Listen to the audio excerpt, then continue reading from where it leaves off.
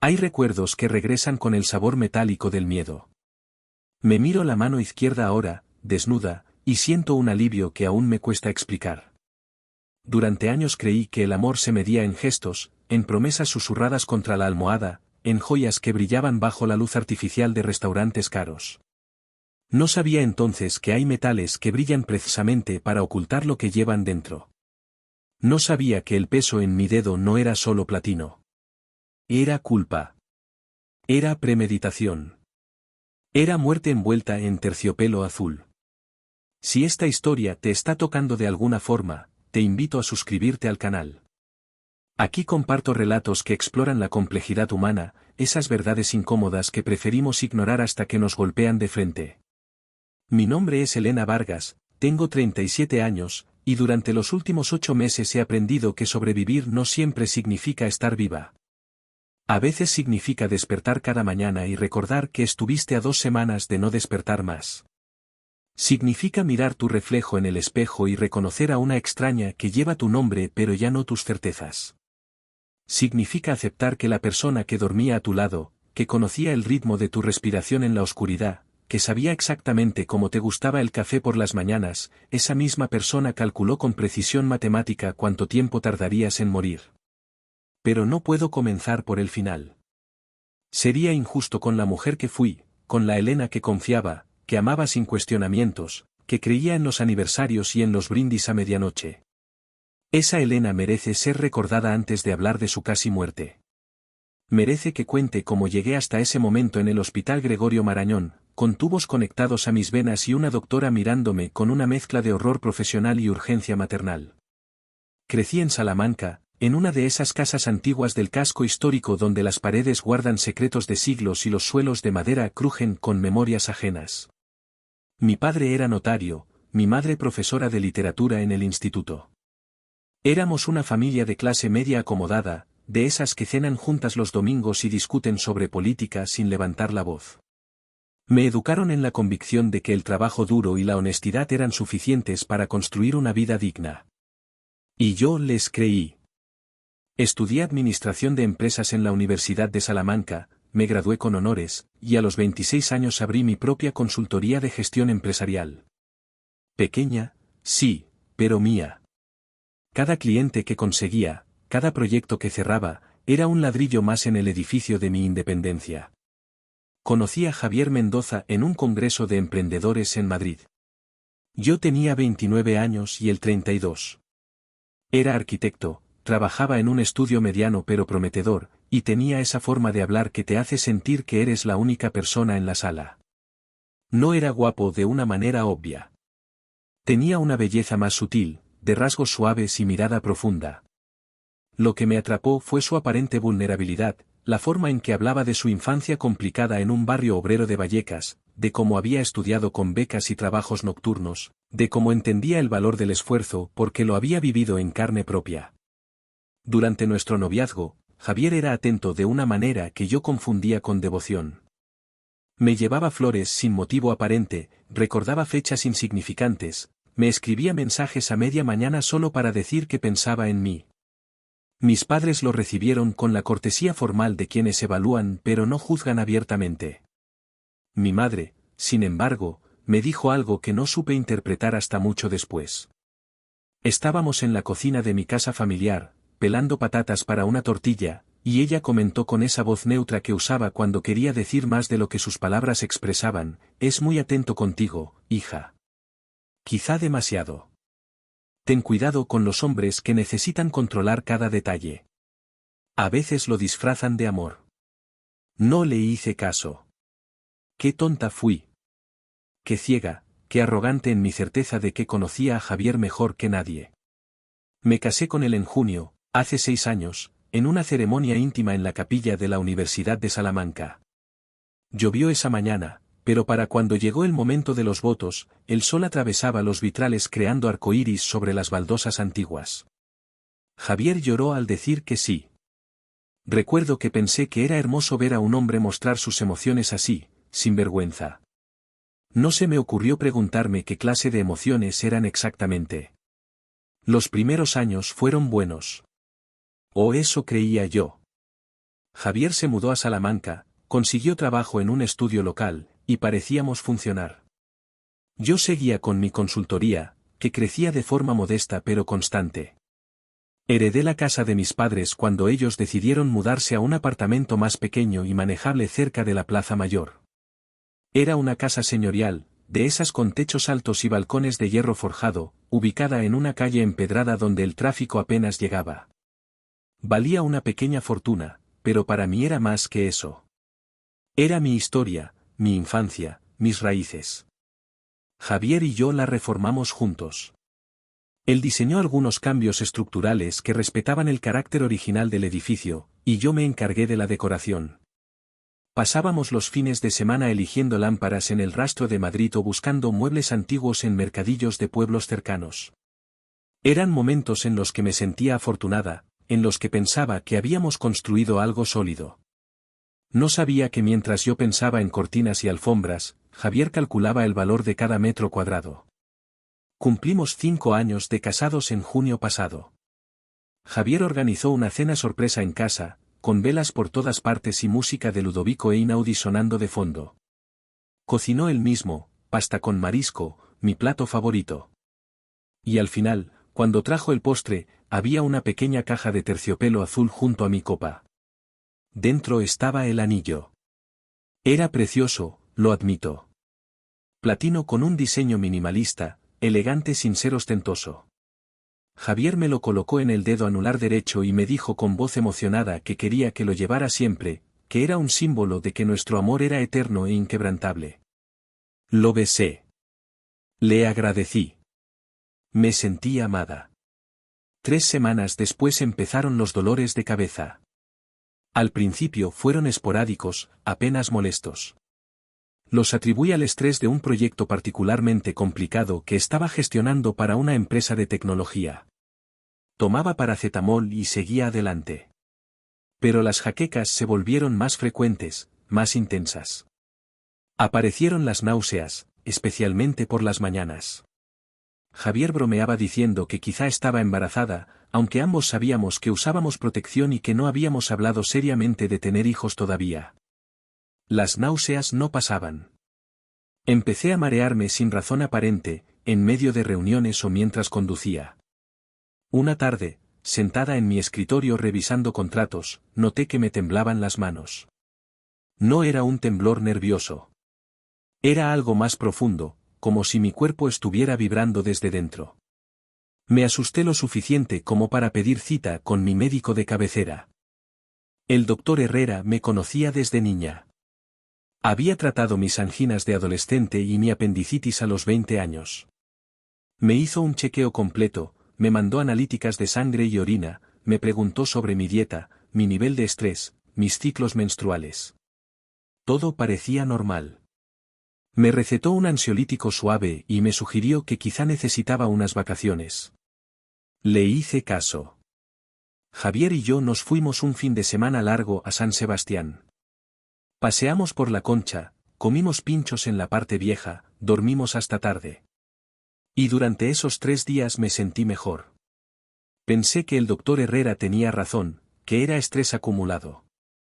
Pero en cuanto regresamos a Salamanca, los síntomas volvieron con venganza. Ahora había fatiga extrema, ese tipo de cansancio que no se alivia con el sueño. Me levantaba después de 8 horas de descanso sintiéndome como si no hubiera dormido en absoluto. Perdí el apetito. La comida me daba asco, incluso los platos que antes me encantaban. Bajé 4 kilos en 2 semanas. Javier estaba cada vez más preocupado. Me llevaba a médicos, me acompañaba a todas las consultas, sostenía mi mano mientras los especialistas descartaban una enfermedad tras otra. Fuimos a un gastroenterólogo que me hizo una endoscopía.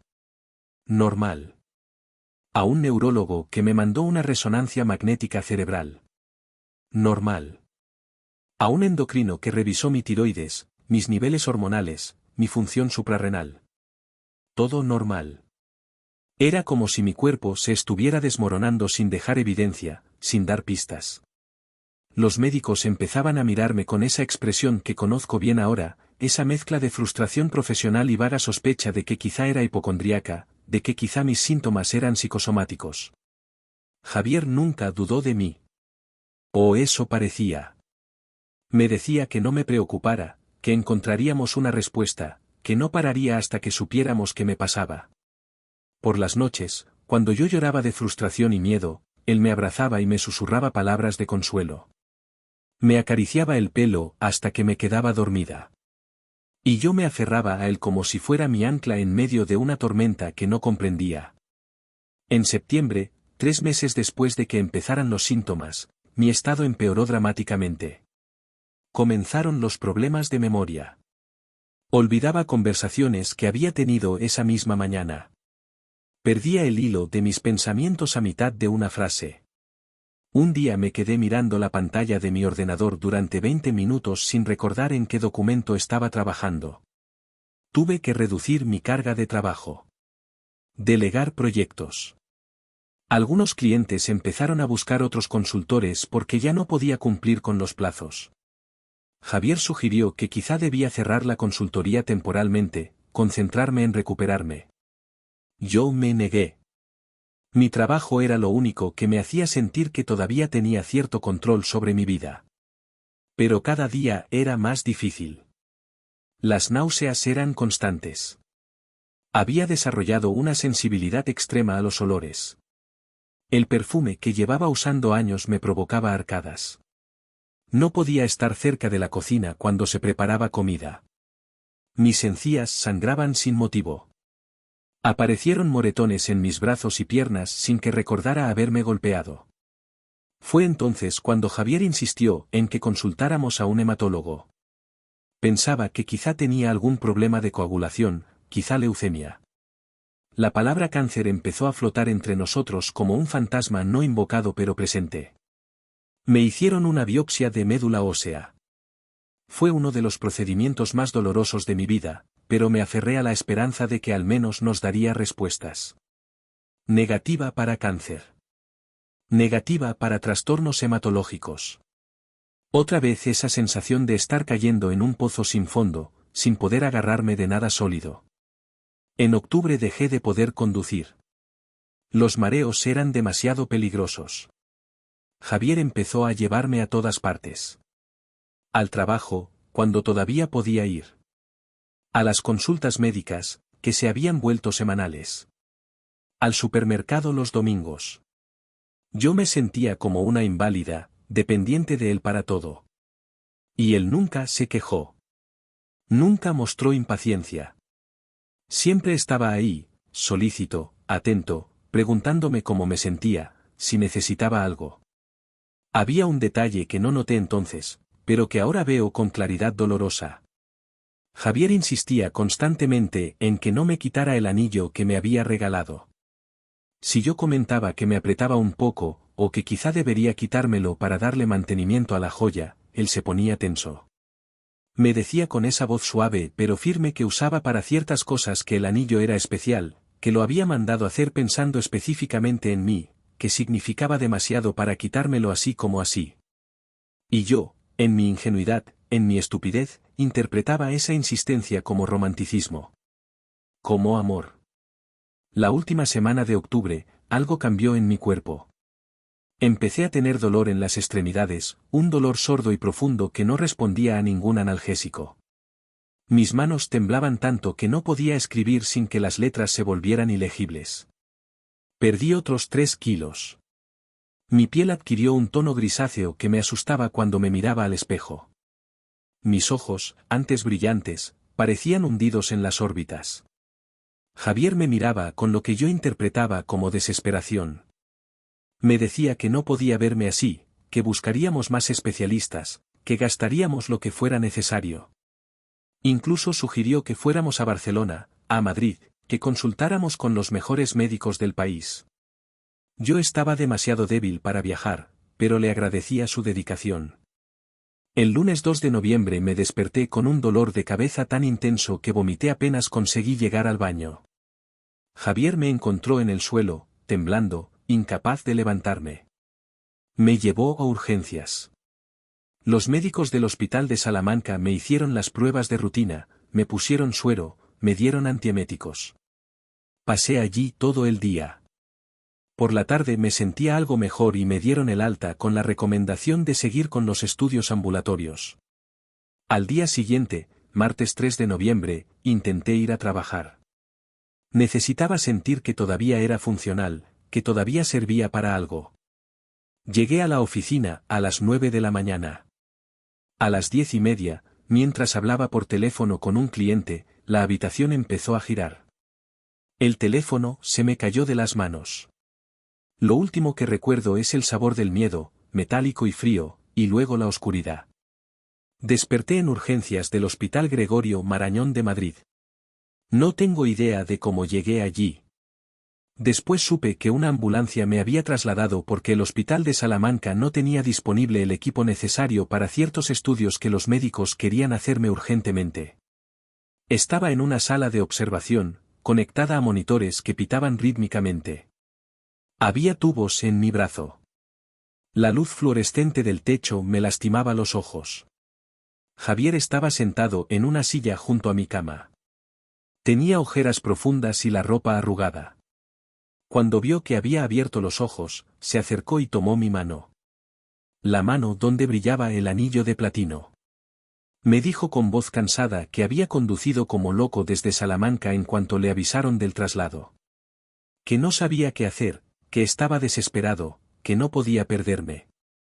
Y yo, drogada por los analgésicos y débil hasta el alma, apreté su mano y le dije que todo estaría bien.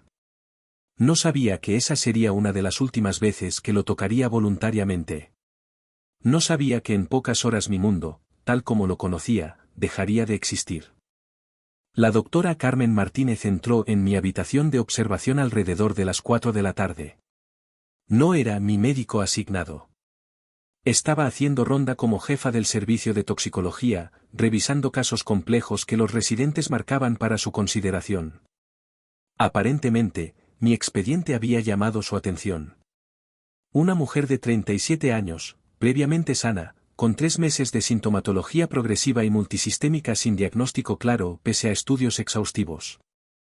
Los médicos que me habían atendido en urgencias estaban considerando enfermedades autoinmunes raras, síndromes paraneoplásicos ocultos, incluso trastornos psiquiátricos con manifestaciones somáticas. La doctora Martínez tenía unos 50 y tantos años, cabello gris cortado en un bob práctico, y esos ojos que han visto demasiado como para sorprenderse fácilmente. Llevaba el uniforme estándar de los médicos del hospital, pero había algo en su forma de moverse que transmitía autoridad.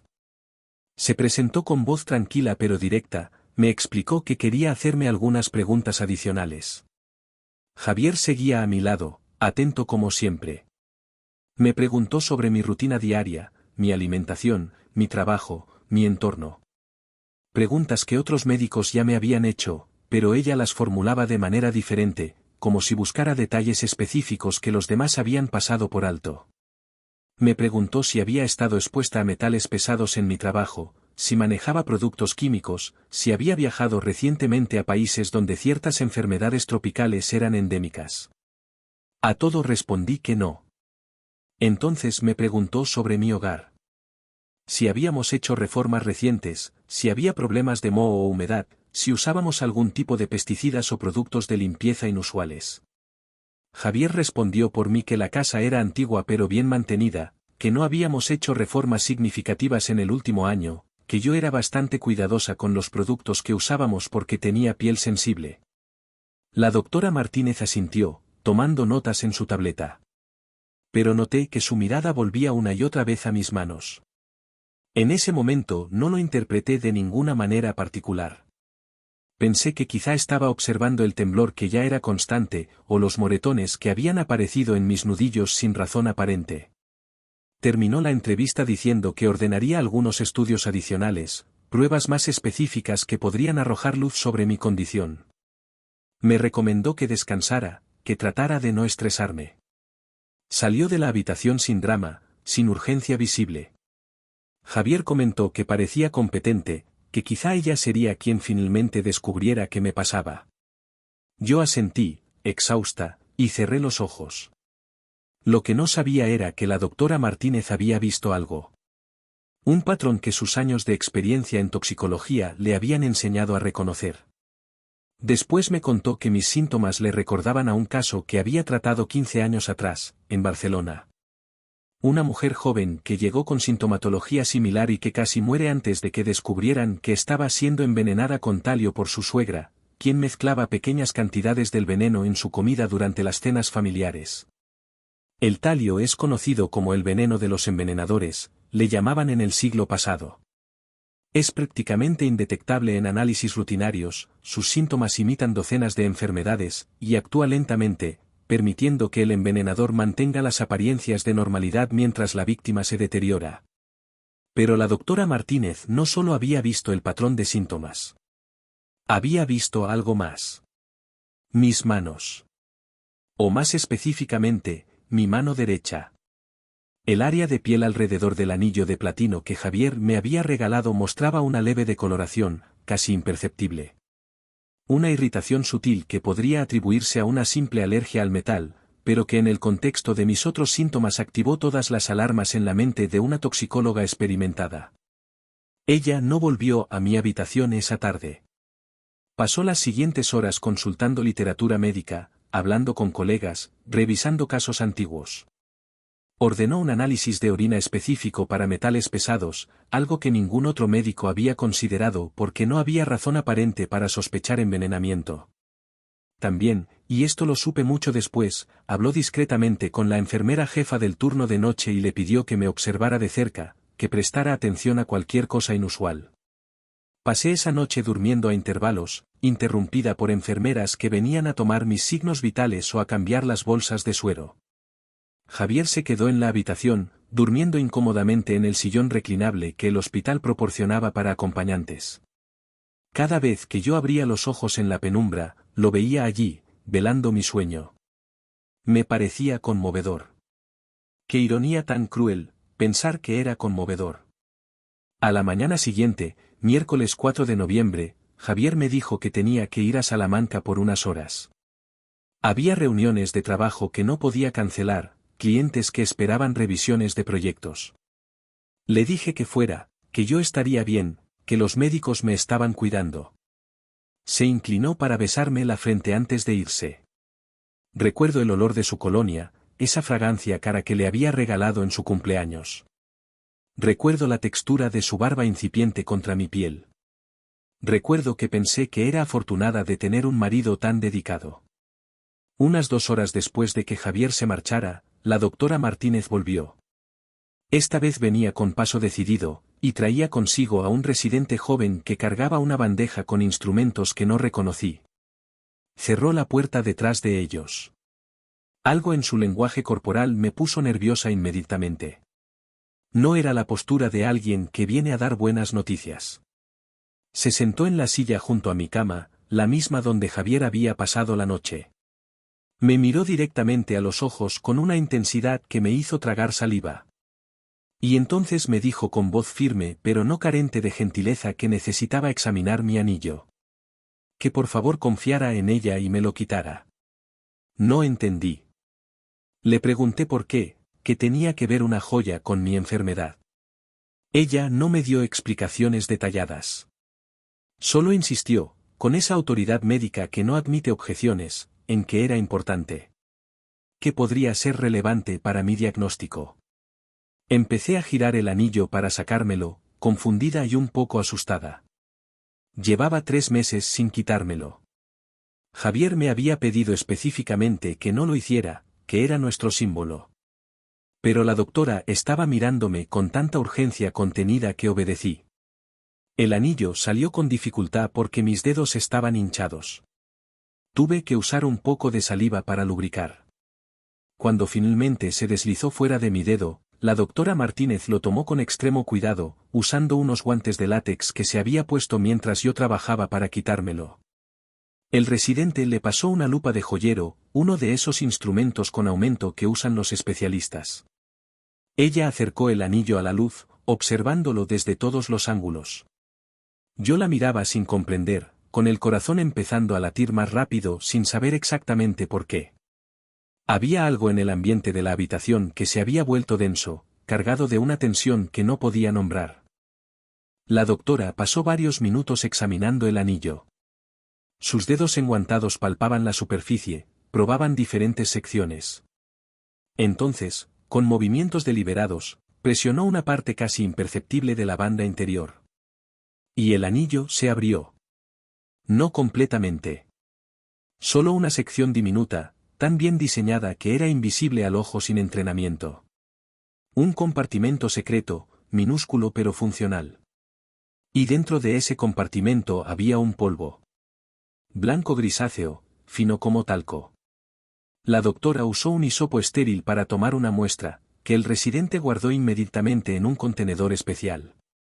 Ella volvió a mirar el anillo, esta vez enfocándose en la parte que hacía contacto con mi piel. Con la lupa pude ver lo que ella estaba viendo. Había perforaciones microscópicas a lo largo de la banda interior. Agujeros tan pequeños que parecían parte de la textura del metal, pero que en realidad eran conductos deliberados. La doctora Martínez levantó la vista hacia mí.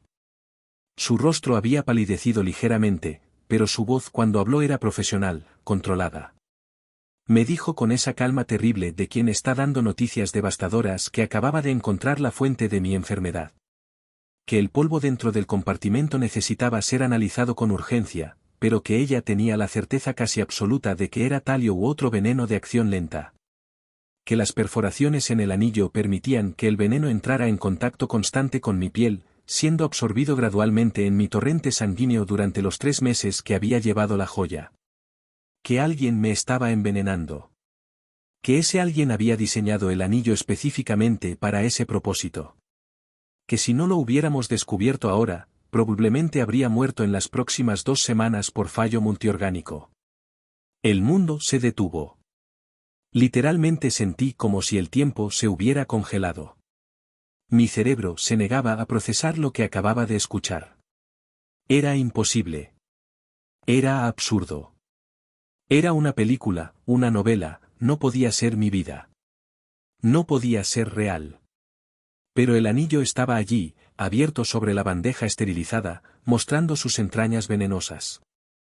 Y la cara de la doctora Martínez no mentía. Sus ojos profesionales que habían visto demasiada muerte no mentían. La urgencia con la que el residente estaba etiquetando las muestras no mentía.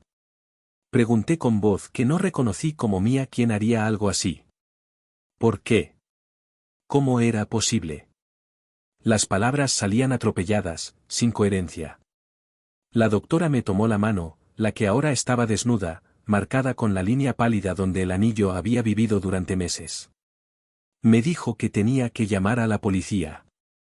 Que esto era un intento de homicidio. Que necesitaban investigar quién me había dado esa joya, quién había tenido acceso a ella, quién podría querer hacerme daño. Y fue entonces cuando todo encajó con una claridad que me partió en dos. Javier. El anillo era de Javier. Me lo había regalado él. Había insistido en que nunca me lo quitara. Había estado a mi lado en cada consulta médica, preocupado, atento, mientras yo me moría lentamente con su regalo envenenado en mi dedo. No, mi cerebro se rebeló contra la conclusión. No podía ser. Javier me amaba. Javier era mi esposo. Javier era quien me sostenía cuando lloraba de frustración porque los médicos no encontraban nada. Era imposible que Javier, que dormía a mi lado cada noche, que conocía cada lunar de mi cuerpo, que me había prometido amor eterno frente al altar, fuera capaz de envenenarme deliberadamente. Pero la evidencia estaba allí. Fría. Metálica. Innegable. El anillo diseñado con precisión para matar. El regalo de aniversario que era en realidad una sentencia de muerte con cuenta regresiva. Le dije a la doctora entre sollozos que mi esposo me había dado el anillo. Que había sido un regalo por nuestro 5º aniversario. Vi cómo su expresión se endurecía, cómo intercambiaba una mirada significativa con el residente. Me dijo con gentileza pero firmeza que no podía contactar a Javier todavía, que necesitaba hablar primero con la policía, que esto era ahora una investigación criminal. Llamó a seguridad del hospital. Vino un guardia. Vino una enfermera jefe. Alguien llamó a la policía. Todo sucedía en cámara lenta y en velocidad acelerada al mismo tiempo. Yo estaba en shock, temblando incontrolablemente. Una enfermera me trajo una manta térmica y una taza de té que no pude tomar porque mis manos temblaban demasiado. La policía llegó en menos de media hora. 2 agentes de la Policía Nacional, un hombre y una mujer. La agente se llamaba Belén Rivas, y ella fue quien me hizo las primeras preguntas. ¿Dónde había conseguido el anillo? ¿Cuándo? ¿En qué circunstancias? Si alguien más había tenido acceso a él antes de que me lo dieran. Si había notado algo extraño en el comportamiento de Javier en los últimos meses. Respondí como pude, con voz quebrada. Les conté que Javier lo había comprado en una joyería de Madrid, que me lo había dado en nuestra cena de aniversario, que me había pedido específicamente que no me lo quitara nunca. Que él había estado conmigo en cada paso de esta pesadilla médica, que parecía tan preocupado como yo, que incluso había sugerido gastar todos nuestros ahorros en buscar especialistas si era necesario. La agente Rivas tomaba notas con expresión neutra. Me preguntó sobre nuestra situación económica, sobre nuestro matrimonio, sobre si había algún problema entre nosotros. Le dije que no, que éramos felices, que Javier era atento y cariñoso. Pero mientras decía estas palabras, mi cerebro empezaba a revisar los últimos meses con nuevos ojos. Y empezaban a aparecer grietas en la imagen perfecta que yo había construido. Javier que insistía en acompañarme a todas las consultas. ¿Era preocupación o necesidad de controlar qué información recibían los médicos? Javier que se ofrecía a preparar mi comida cuando yo estaba demasiado enferma. ¿Era amor o oportunidad para agregar más veneno? Javier que me decía que descansara, que dejara de trabajar. ¿Era cuidado o deseo de aislarme, de debilitarme más? La agente Rivas me preguntó si conocía la situación financiera exacta de Javier, si sabía cómo estaba su empresa, si había notado gastos inusuales. Tuve que admitir que no prestaba mucha atención a esos detalles. Javier manejaba nuestras finanzas conjuntas, yo tenía mis cuentas de la consultoría separadas. Confiaba en él. Dios, ¿cómo confiaba en él? Me dijeron que iban a necesitar interrogar a Javier, que iban a investigar la joyería donde supuestamente había comprado el anillo, que iban a revisar nuestras cuentas bancarias y registros telefónicos. Que mientras tanto, era crucial que Javier no supiera que habíamos descubierto el veneno. Que cuando regresara al hospital, yo debía actuar con normalidad hasta que ellos estuvieran listos para arrestarlo. Actuar con normalidad. ¿Cómo se supone que actúes con normalidad cuando acabas de descubrir que el hombre al que amabas ha pasado los últimos 3 meses matándote lentamente? ¿Cómo se supone que sonrías y finjas que todo está bien cuando cada célula de tu cuerpo está gritando traición, horror, incredulidad? Pero acepté. ¿Qué otra opción tenía?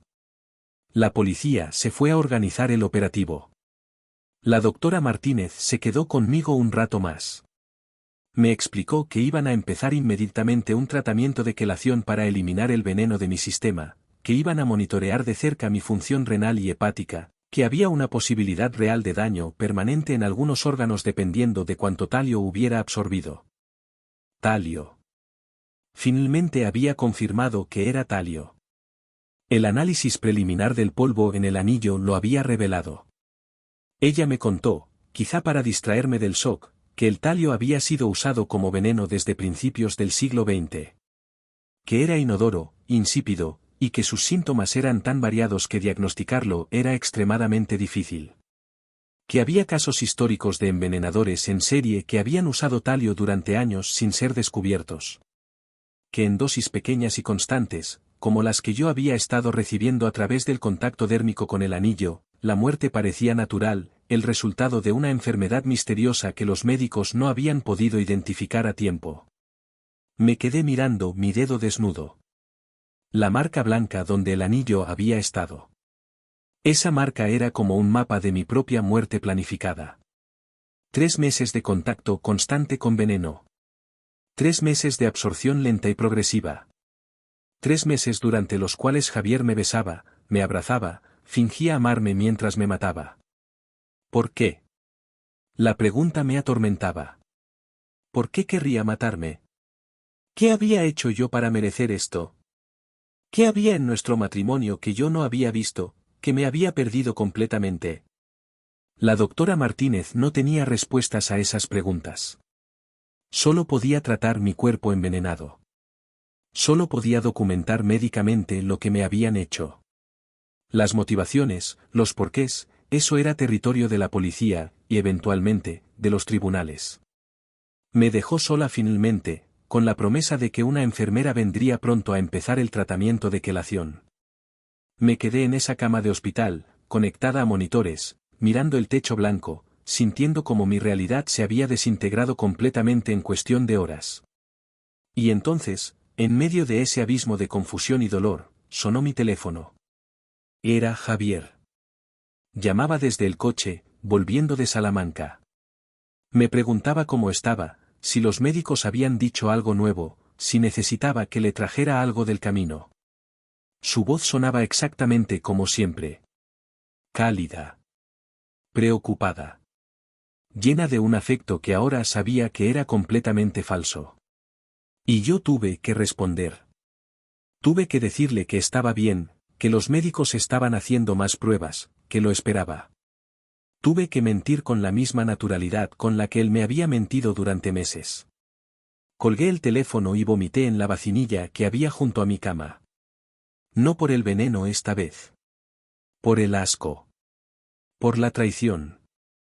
Por tener que fingir normalidad cuando mi mundo se había convertido en una pesadilla.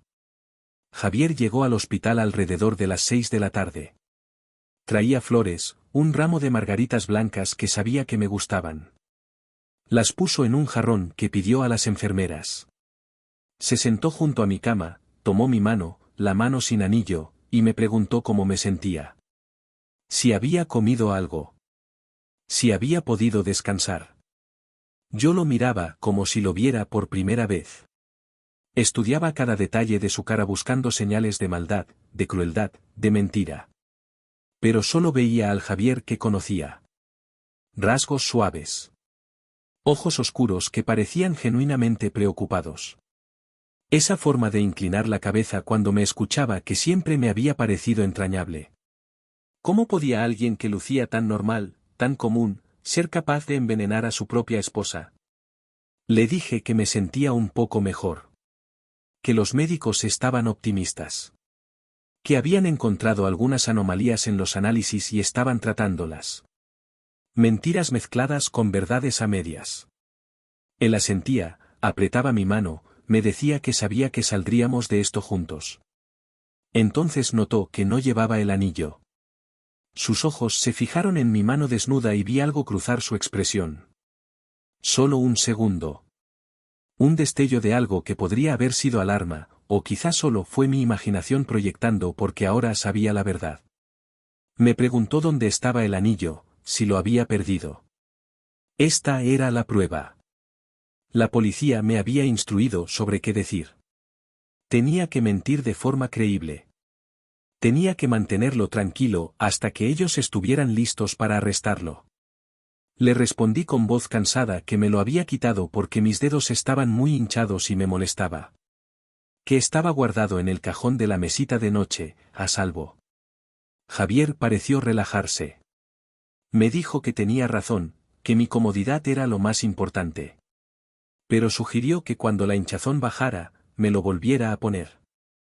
Que le haría feliz verlo, en mi dedo. ¿Qué significaba tanto para él?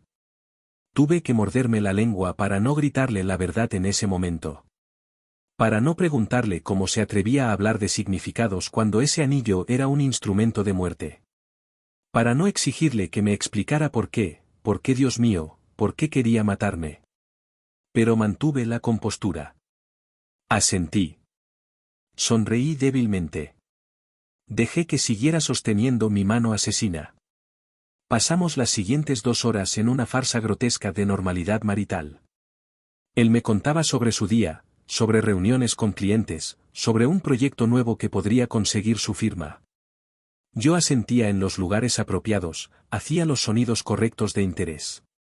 Todo mientras las enfermeras entraban y salían, mientras me conectaban a una bolsa de tratamiento de quelación que Javier asumía era simplemente más suero, mientras la policía se preparaba en algún lugar del hospital para confrontarlo.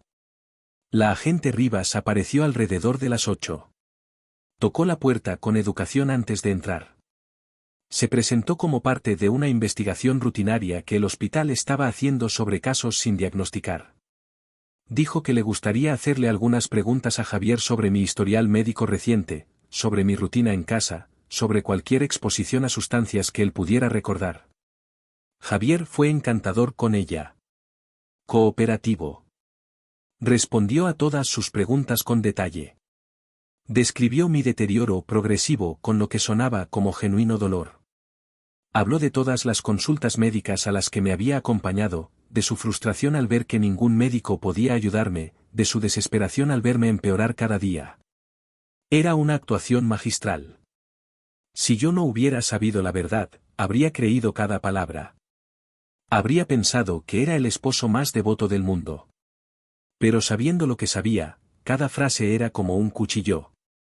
Cada expresión de preocupación era una burla. Cada gesto de afecto era una obscenidad. La agente Rivas le preguntó sobre el anillo. Cuando lo había comprado, dónde, por qué había elegido ese diseño en particular. Javier respondió sin titubear que lo había comprado en una joyería de lujo en Madrid, Joyería Castellana en la calle Serrano, hace unos 4 meses. Que había visto el diseño y le había parecido perfecto para mí, elegante pero no ostentoso. Que le había costado una pequeña fortuna pero que yo lo merecía. La agente anotaba todo con expresión neutral. Le preguntó si conservaba el recibo, si podía darle el nombre del joyero que lo había atendido.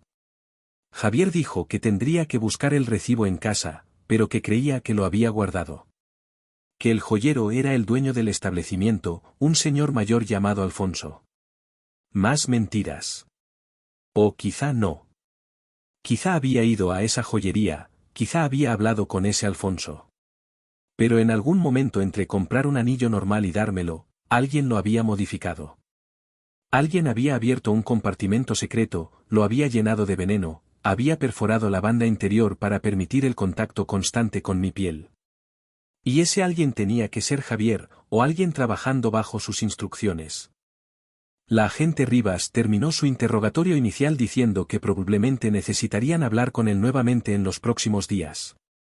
Javier estuvo de acuerdo, amable y accesible.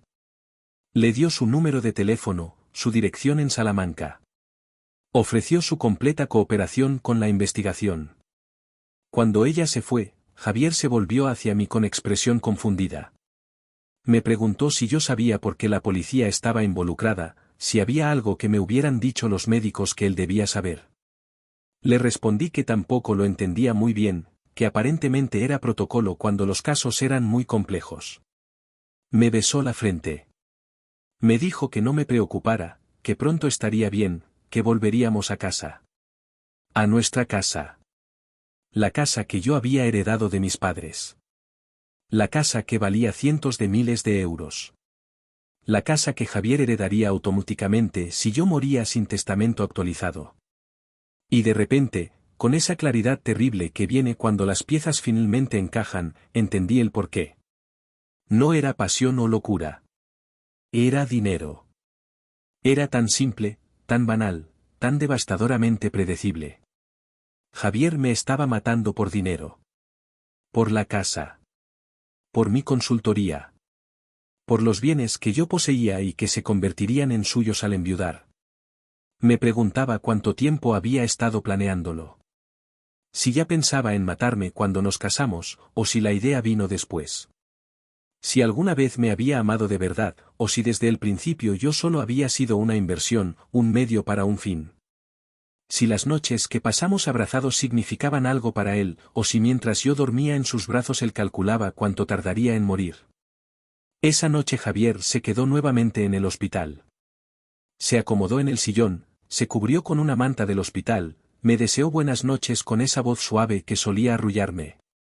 Yo permanecí despierta durante horas, mirándolo en la penumbra, escuchando su respiración regular. El hombre al que había amado. El hombre al que había confiado mi vida. El hombre que estaba intentando quitármela. A la mañana siguiente, jueves 5 de noviembre, la policía volvió. Esta vez no era solo la agente Rivas. Venían 2 inspectores de la Brigada de Policía Judicial. Un hombre mayor con el pelo completamente gris que se presentó como inspector Tomás Villar, y una mujer joven de mirada afilada llamada inspectora Laura Sanz. Le pidieron a Javier que los acompañara para una declaración formal. Él accedió sin protestar, me dio un beso de despedida, me prometió que volvería pronto. Salió caminando entre los dos inspectores, confiado, sin saber que no volvería. Que esa había sido la última vez que me tocaría. La última vez que podría fingir que me amaba. Pasaron 4 horas antes de que la agente Rivas regresara a mi habitación. Me informó que Javier había sido arrestado. Que durante el interrogatorio inicial, confrontado con la evidencia del anillo envenenado, había pedido un abogado y se había negado a hacer más declaraciones. Que estaba siendo trasladado a los juzgados de Plaza de Castilla para su declaración ante el juez. Que mientras interrogaban a Javier, otro equipo policial había ejecutado una orden de registro en nuestra casa de Salamanca y en su oficina. Que habían encontrado cosas. Me preguntó si estaba lista para escuchar lo que habían descubierto. Si me sentía lo suficientemente fuerte. Le dije que sí, aunque no estaba segura de que fuera verdad. Pero necesitaba saber. Necesitaba entender la magnitud de la traición. La agente Rivas sacó una tableta y empezó a mostrarme fotos de la evidencia que habían recogido. En el ordenador personal de Javier, encontraron un historial de búsquedas que helaba la sangre. Había investigado sobre venenos indetectables, sobre formas de simular enfermedades naturales, sobre tasas de mortalidad por envenenamiento con talio. Había visitado foros oscuros en la Deep Web donde la gente discutía métodos de asesinato. Había descargado artículos científicos sobre la absorción dérmica de metales pesados. En una cuenta de correo electrónico oculta que mantenía separada de su email personal, encontraron correspondencia con una mujer llamada Sofía Delgado. Llevaban más de 2 años teniendo una affair. Las conversaciones eran explícitas, tanto sexual como emocionalmente. Javier le decía que me amaba a ella, que yo era solo un obstáculo, que pronto estarían juntos. Había mensajes recientes, de las últimas semanas, donde le describía mi deterioro progresivo. Donde le decía que todo iba según el plan. Que pronto serían libres. Había transferencias bancarias. Javier había enviado 5.000 euros a un joyero de Barcelona, no de Madrid como había dicho. Un artesano con antecedentes penales por fraude. Los investigadores ya estaban en camino para arrestarlo también. Aparentemente, este joyero se especializaba en modificaciones discretas de joyas, no hacía preguntas, y cobraba bien por su silencio. Había un borrador de un documento en su ordenador. Un discurso para mi funeral. Javier había escrito párrafos enteros sobre nuestro amor, sobre cómo me extrañaría, sobre lo injusta que había sido mi muerte tan joven, tan repentina. Había ensayado su papel de viudo desconsolado con la misma meticulosidad con la que había planeado mi asesinato. Y había más. En una carpeta oculta, encontraron documentos financieros. Javier estaba en bancarrota. Su estudio de arquitectura no iba bien, había perdido varios clientes importantes, tenía deudas de más de 100.000 euros entre préstamos bancarios y proveedores sin pagar. Había hipotecado en secreto su parte de nuestra casa sin decírmelo, aprovechando que yo no revisaba esos documentos porque confiaba en él. Mi muerte resolvería todo. Como viudo, heredaría mi casa, mi consultoría, mis ahorros. Podría vender la propiedad, pagar sus deudas, empezar de nuevo con Sofía. Un plan perfecto. Excepto que no había contado con la doctora Carmen Martínez y su ojo entrenado para ver lo que otros pasaban por alto. La agente Rivas me mostró una foto de Sofía Delgado. Era más joven que yo, quizá unos 30 años. Rubia, de rasgos delicados. Trabajaba como diseñadora gráfica. En sus redes sociales se presentaba como soltera, sin mencionar nunca a Javier.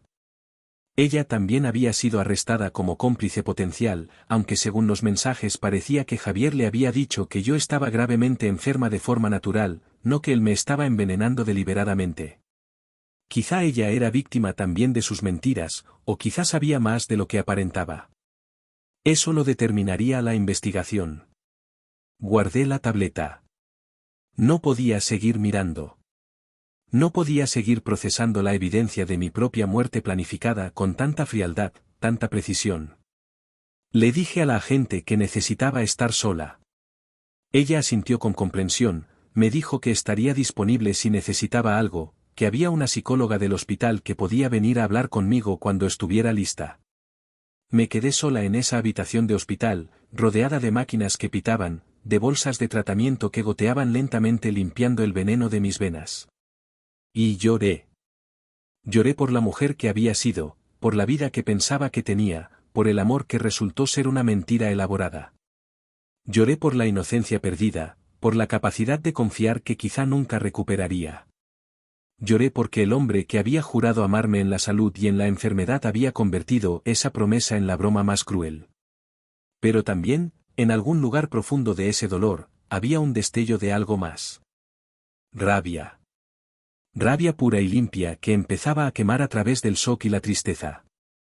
Javier había intentado matarme. Había planeado borrarme de este mundo como si yo fuera un simple obstáculo, un problema a resolver. Pero había fallado. Yo estaba viva.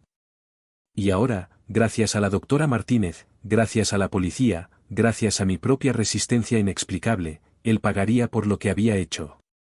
Los meses que siguieron fueron los más difíciles de mi vida, pero también los que me enseñaron quién era realmente cuando todo lo demás se despojaba. El tratamiento de quelación duró 6 semanas. Cada día, conectada a esas máquinas que filtraban mi sangre, limpiando meticulosamente el talio que Javier había introducido en mi cuerpo gota a gota. La doctora Martínez me visitaba regularmente, monitoreando mi progreso. Me dijo que había tenido suerte, una palabra extraña para describir sobrevivir a un intento de asesinato, pero entendía a qué se refería. 2 semanas más y el daño habría sido irreversible. 2 semanas más y Javier habría conseguido lo que quería. Mi recuperación física fue lenta pero constante. Los dolores de cabeza disminuyeron gradualmente. Las náuseas se espaciaron. Los temblores en mis manos se detuvieron. Recuperé el apetito, el peso perdido, el color en mi piel. Pero había daños que los médicos no podían curar con medicamentos. Mi función renal había sido afectada. No era algo catastrófico, pero tendría que controlarla por el resto de mi vida. Mi sistema nervioso periférico había sufrido, dejándome con episodios ocasionales de entumecimiento en los dedos que probablemente serían permanentes. Pequeñas cicatrices invisibles de mi casi muerte. La recuperación emocional fue otra historia completamente. El hospital asignó una psicóloga especializada en trauma, la doctora Patricia Moreno. Al principio me resistí. No quería hablar de lo que había pasado, no quería escarbar en el horror. Pero ella fue paciente, gentil, persistente. Me hizo entender que el silencio solo alimentaría el veneno emocional que Javier había dejado en mí, tan tóxico como el talio que había estado matándome físicamente. Hablamos sobre la traición, sobre cómo reconstruir la capacidad de confiar cuando la persona más cercana a ti resultó ser tu asesino. Hablamos sobre la culpa que sentía, esa voz irracional que me susurraba que debería haberlo visto venir, que debería haber notado las señales. La doctora Moreno me ayudó a entender que los manipuladores expertos son precisamente eso, expertos. Que Javier había construido una fachada perfecta durante años. Que mi confianza no era estupidez, era amor, y que no debía castigarme por haber sido capaz de amar sin reservas. Mis padres vinieron desde su apartamento en Salamanca apenas se enteraron de lo que había pasado. Mi madre, que años atrás me había advertido sutilmente sobre hombres que controlan cada detalle, no me dijo que me lo había advertido. Solo me abrazó y lloró conmigo. Mi padre, hombre de pocas palabras pero emociones profundas, se sentó a mi lado durante horas sin decir nada, solo sosteniendo mi mano. Esa mano que había llevado el anillo envenenado. El juicio contra Javier Mendoza comenzó en abril del año siguiente. Yo tuve que testificar, revivir cada momento del horror frente a una sala llena de extraños, de periodistas, de curiosos que veían mi tragedia como entretenimiento. Javier estaba sentado en el banquillo de los acusados, flanqueado por sus abogados. Me miró cuando entré a declarar. Intentó sostener mi mirada con esa expresión que solía usar cuando quería convencerme de algo. Pero yo ya no era la Elena que se dejaba convencer. Ya no era la mujer que confiaba ciegamente. Sostuve su mirada sin parpadear hasta que él fue quien apartó la vista. Su defensa intentó argumentar que no había intención de matar, que quizá el veneno en el anillo era un accidente, una contaminación del proceso de fabricación. Pero la evidencia era abrumadora. Los correos electrónicos. Las búsquedas en Internet. Los mensajes a Sofía. El pago al joyero que confesó haber modificado el anillo bajo instrucciones específicas de Javier. El compartimento secreto diseñado deliberadamente para liberar veneno de forma controlada. La insistencia de Javier en que yo nunca me quitara el anillo. Sofía Delgado testificó a cambio de inmunidad. Admitió el affair pero juró que no sabía nada sobre el envenenamiento. Dijo que Javier le había contado que yo estaba enferma, que los médicos no sabían qué tenía, que probablemente moriría pronto. Que él quería estar con ella pero que no podía dejarme en ese estado porque sería cruel. Ella había creído cada palabra. O eso afirmaba. La fiscal no le creyó completamente, pero no había evidencia suficiente para probar que era cómplice del intento de asesinato. El veredicto llegó en junio. Culpable de intento de homicidio con premeditación y alevosía. La jueza, una mujer de unos 60 años con expresión severa, lo sentenció a 20 años de prisión. Mientras leía la sentencia, habló directamente a Javier con una voz que destilaba desprecio contenido. Le dijo que había traicionado la confianza más sagrada que existe entre dos personas. Que había convertido un símbolo de amor en un instrumento de muerte. Que su crueldad calculada merecía el máximo castigo que la ley permitía. Javier no mostró emoción. Solo asintió levemente cuando se lo llevaron esposado. No me miró. No pidió perdón. Hasta el final, hasta el último momento, mantuvo esa fachada de control. Salí de la sala del tribunal sintiendo algo que no esperaba. No era alegría ni satisfacción. Era liberación. El hombre que había intentado borrarme de este mundo pasaría las próximas 2 décadas encerrado. Y yo era libre. Libre del veneno, libre de las mentiras, libre de la sombra que había proyectado sobre mi vida. Pero la libertad no era suficiente. Necesitaba reconstruir. Necesitaba convertir ese horror en algo que tuviera significado. Volví a Salamanca, a la casa que Javier había codiciado tanto como para matar por ella. Al principio me daba miedo entrar, miedo de que cada habitación estuviera contaminada con sus mentiras. Pero con ayuda de mis padres y de la doctora Moreno, aprendí a reclamar esos espacios. Pinté las paredes de colores nuevos. Cambié los muebles que habíamos elegido juntos. Quité cada rastro de Javier Mendoza hasta que la casa volvió a ser solo mía, solo mi historia, solo mi futuro. Reabrí mi consultoría. Fue difícil al principio. Había perdido clientes durante mi enfermedad, había perdido credibilidad. Pero poco a poco, con trabajo constante y honestidad sobre lo que había vivido, reconstruí mi reputación. Algunos clientes volvieron. Otros nuevos llegaron, atraídos precisamente por mi historia de supervivencia. Una empresaria que había sobrevivido a un intento de asesinato y había reconstruido su vida era alguien con quien querían trabajar, alguien cuya fortaleza inspiraba confianza. Conocí a la doctora Carmen Martínez para tomar café 6 meses después del juicio. Quería agradecerle personalmente por salvarme la vida.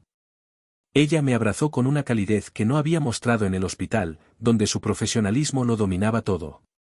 Me dijo que lo que había hecho era simplemente su trabajo, pero que casos como el mío eran los que le recordaban por qué había elegido la toxicología. Que saber que había devuelto una vida al mundo, que había evitado que un asesino saliera con la suya, hacía que todos los años de estudio y las noches sin dormir valieran la pena. Le pregunté cómo había sabido mirar el anillo. ¿Qué fue lo que la hizo sospechar cuando ningún otro médico lo había hecho? Me confesó que había sido parcialmente intuición, parcialmente experiencia. Que algo en la forma en que mis síntomas progresaban le había recordado ese caso antiguo de envenenamiento con talio. Que la irritación sutil alrededor del anillo, casi imperceptible, había activado una alarma en su cerebro entrenado. Que había apostado por esa corazonada porque no tenía nada que perder y yo tenía todo por ganar. Le dije que su corazonada me había devuelto la vida. Que estaría eternamente agradecida. Ella sonrió con esa sonrisa modesta de quien no necesita reconocimiento pero lo aprecia de todas formas.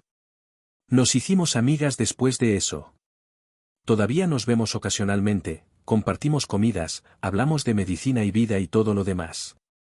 2 años después del juicio, en un día lluvioso de noviembre que me recordó a aquel terrible martes en que casi muero, tomé una decisión.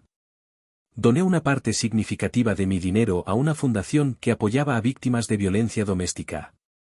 Quería que mi experiencia sirviera para ayudar a otras mujeres, a otros hombres, a cualquiera que estuviera atrapado en relaciones donde el amor se había convertido en veneno. No necesariamente veneno químico como en mi caso, pero veneno emocional, psicológico, que mata el espíritu si no mata el cuerpo. También empecé a dar charlas. Al principio en grupos pequeños, luego en universidades, en congresos.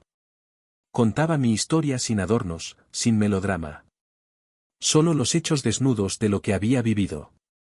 Y después hablaba de las señales que había ignorado. De la importancia de mantener independencia económica. De nunca perder contacto con familia y amigos por complacer a una pareja. De escuchar esas voces internas que susurran advertencias aunque no queramos oírlas. No todas las historias terminaban como la mía. No todas las víctimas tenían la suerte de encontrar una doctora Martínez. Pero si mi testimonio podía salvar aunque fuera una vida, si podía hacer que una persona cuestionara una relación que sentía extraña aunque no pudiera explicar por qué, entonces todo el horror que había vivido tendría algún sentido. Hoy, 4 años después de ese noviembre terrible, me miro al espejo y veo a una mujer diferente. Hay líneas en mi rostro que no estaban antes. Cicatrices invisibles que solo yo conozco. Pero también hay una fuerza que no tenía, una claridad que solo viene de haber mirado a la muerte de frente y haberle ganado. Mi dedo anular derecho sigue desnudo. A veces la gente me pregunta si volvería a casarme, si volvería a confiar lo suficiente como para compartir mi vida con alguien. La respuesta honesta es que no lo sé. Parte de mí todavía se estremece ante la idea de esa vulnerabilidad. Pero otra parte, la parte que se niega a dejar que Javier me robe más de lo que ya robó, permanece abierta a la posibilidad. He aprendido que el amor verdadero no pide sacrificios imposibles. No aísla, no controla, no necesita vigilancia constante. El amor verdadero se reconoce en la libertad que ofrece, en el espacio que respeta, en la forma en que te hace sentir más tú misma, no menos. Y si algún día alguien me ofrece un anillo, lo llevaré a examinar antes de ponérmelo. No porque sea paranoica, sino porque soy sabia. Porque la inocencia perdida se reemplaza con conocimiento, y ese conocimiento es mi armadura. El anillo envenenado que casi me mata está guardado en algún depósito de evidencia policial, junto con todos los documentos del caso. Quizá algún día lo liberen, quizá lo destruyan. No me importa. Ya no tiene poder sobre mí. Es solo metal y veneno, objetos inanimados que no pueden hacerme daño a menos que yo les dé ese poder. La verdadera joya que llevo ahora es invisible. Es la certeza de que sobreviví. Es la gratitud por cada mañana en la que despierto sin dolor, sin veneno en mis venas. Es el conocimiento de que soy más fuerte de lo que nunca imaginé. Es la capacidad de mirar atrás sin amargura total, de mirar adelante sin miedo paralizante. Javier Mendoza cumplirá su sentencia en una prisión cerca de Madrid. No he tenido contacto con él desde el juicio y no planeo tenerlo nunca. Él es parte de mi pasado, un capítulo cerrado en la historia de mi vida. Un capítulo oscuro, sí, pero no el final del libro. Solo el final de un volumen. El comienzo de otro. Hay noches, todavía, en las que despierto con el corazón acelerado, reviviendo esos meses de enfermedad sin explicación. Hay momentos en los que me miro la mano y siento el peso fantasma del anillo que ya no está. Hay días en los que la rabia me consume, rabia por todo lo que me robó, por la inocencia que perdí, por el tiempo que desperdicié confiando en alguien que solo veía en mí un medio para un fin. Pero esos momentos son cada vez menos frecuentes. Y cuando vienen, respiro profundo y me recuerdo a mí misma la verdad más importante que he aprendido: sobreviví. No solo físicamente, aunque eso ya es un milagro en sí mismo. Sobreviví emocionalmente, espiritualmente. Me negué a dejar que el veneno de Javier, químico o emocional, me definiera para siempre. Si pudiera volver atrás y hablarle a la Elena que estaba a punto de casarse con Javier Mendoza hace 6 años, no estoy segura de qué le diría. ¿Le advertiría? ¿Intentaría salvarla del horror que vendría? Quizá. Pero también sé que esa Elena no me habría escuchado. Estaba enamorada, convencida de que conocía a su pareja mejor que nadie. Y quizá necesitaba vivir lo que vivió para convertirse en quien soy ahora. No romantizo el sufrimiento. No creo que el trauma nos mejore automáticamente. Pero creo que cuando enfrentamos lo peor que la vida puede ofrecernos y elegimos seguir adelante, cuando decidimos que no dejaremos que la crueldad de otros nos convierta en personas crueles, cuando transformamos el dolor en propósito, entonces ganamos algo invaluable. La doctora Martínez me dijo una vez, durante uno de nuestros cafés, que yo había tenido suerte de tener un cuerpo resistente que aguantó el veneno más tiempo del que debería haber aguantado. Que había tenido suerte de desmayarme en el trabajo ese día particular cuando ella estaba de turno. Que había tenido suerte de que ella siguiera su instinto cuando podría haberlo ignorado. Pero yo ya no creo en la suerte. Creo en la resiliencia. Creo en la intuición de profesionales dedicados como la doctora Martínez. Creo en la justicia, aunque imperfecta. Creo en la capacidad humana de sanar, de reconstruir, de encontrar luz incluso en la oscuridad más absoluta. Mi nombre es Elena Vargas. Tengo 41 años. Soy consultora empresarial, hija, amiga, sobreviviente. Llevo cicatrices que nadie puede ver y fuerza que yo misma no sabía que poseía. Durante 3 meses alguien que juró amarme intentó matarme lentamente, meticulosamente, con un anillo de platino lleno de veneno. Pero fallé en morir. Y en ese fallo encontré una verdad que nadie puede quitarme: soy inquebrantable. No porque el veneno no me afectara, sino porque me afectó y aún así sobreviví. No porque la traición no me doliera, sino porque me dolió profundamente y aún así elegí seguir amando la vida. Este es mi testimonio. Esta es mi verdad. Y si alguien que lee o escucha esta historia está viviendo algo similar, si siente que algo no está bien en su relación pero no puede nombrarlo, si hay señales sutiles que su instinto capta pero su corazón rechaza, quiero que sepa esto: confíe en ese instinto. Busque ayuda. No ignore las advertencias, por pequeñas que parezcan. Y si es demasiado tarde para prevención, si ya está en medio del horror, sepa que puede sobrevivir. Que hay profesionales como la doctora Martínez que verán lo invisible. Que hay sistemas imperfectos pero funcionales que pueden protegerle. Que hay vida después de la traición más profunda. El veneno sale del cuerpo. Las mentiras pierden su poder. Y usted, como yo, puede aprender a vivir de nuevo. No la misma vida, no con la misma inocencia. Pero una vida valiosa de todas formas. Una vida ganada con sangre y lágrimas y una resistencia que no sabía que poseía. Esta es mi historia. No la historia que esperaba tener, pero la que tengo. Y la cuento no para provocar lástima, sino para ofrecer esperanza. Porque si yo pude sobrevivir a lo que sobreviví, si pude reconstruir lo que reconstruí, entonces quizá usted también puede. El anillo ya no está en mi dedo. Pero la lección que aprendí permanece: a veces el veneno viene envuelto en terciopelo. A veces la muerte lleva la cara de alguien que amas. Y a veces, solo a veces, cuando todo parece perdido, una doctora con ojo entrenado ve lo que nadie más ve y te devuelve la vida que alguien intentó robar. Y por eso, cada día que despierto, miro mi mano desnuda y sonrío. Porque ese espacio vacío ya no representa pérdida. Representa supervivencia. Representa libertad. Representa un futuro que casi no tengo, pero que ahora es completamente mío.